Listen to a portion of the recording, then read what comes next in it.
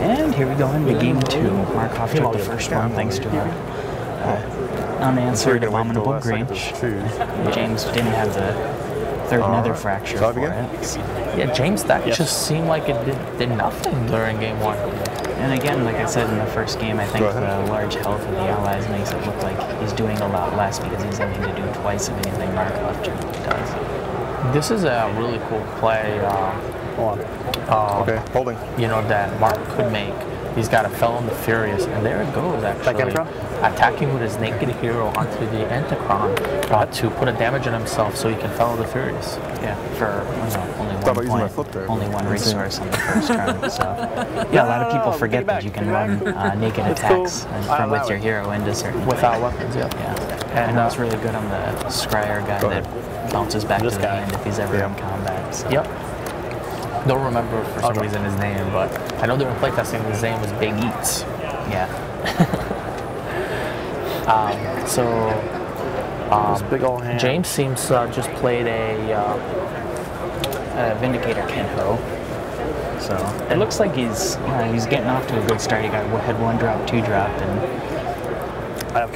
here comes an Aya Kilrod from Markoff, his secret weapon in every match as he claims.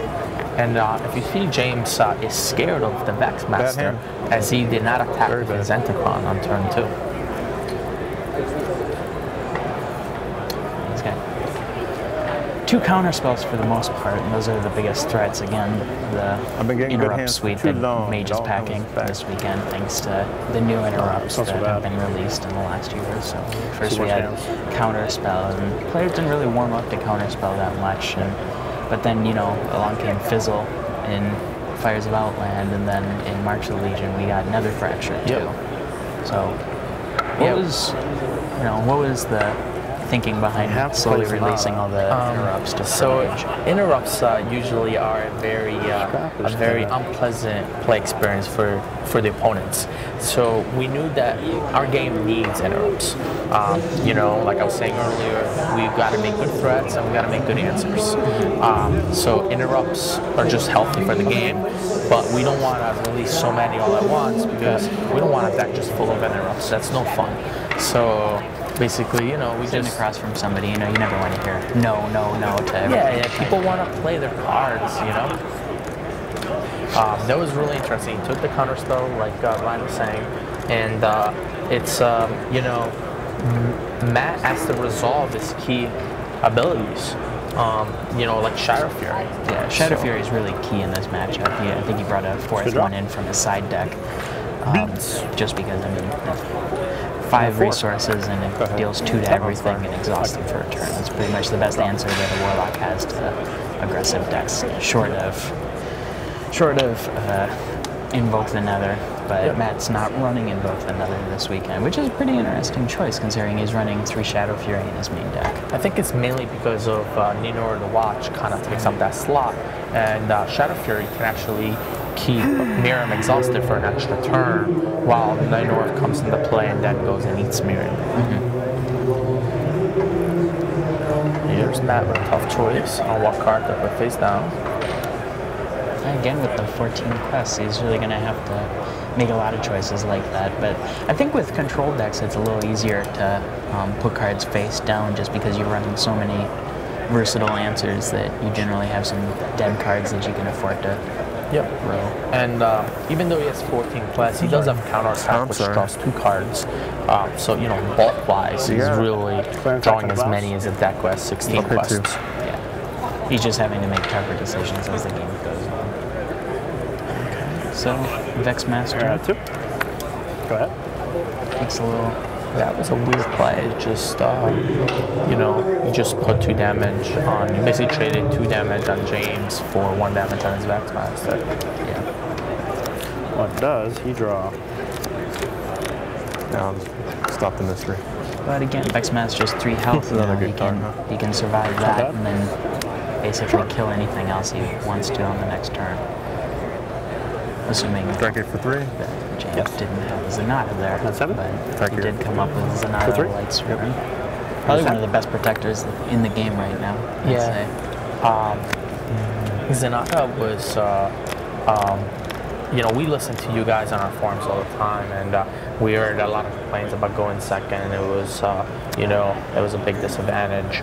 So we try to make cards that are good going second, just like, you know, we make cards that are good going first. And Antragon and Zanata were kind of us trying to answer to make cards that are strictly, they're just usually better going second. Yeah, same with Vexmaster. I mean, Vexmaster has been one of the reasons that control decks have been able to come back really big, just because, you know, kills just about any 2-drop your opponent could have played. Yeah, and it's also a really good answer to, while we were in development for Vexmaster, that's when all the Untargetable Alliance rush decks were really popular, and Vexmaster was just a great answer against those. Yeah.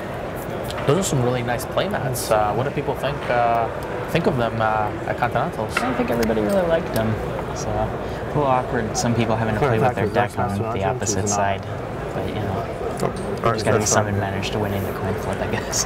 That's get to sit on the right side you want. So. Brock.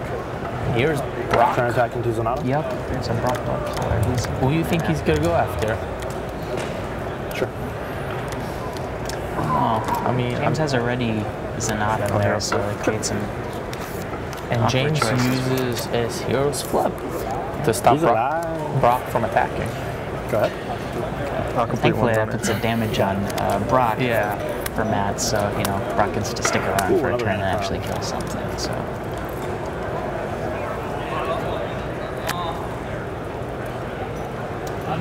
James with a quest of Wandering his Junk.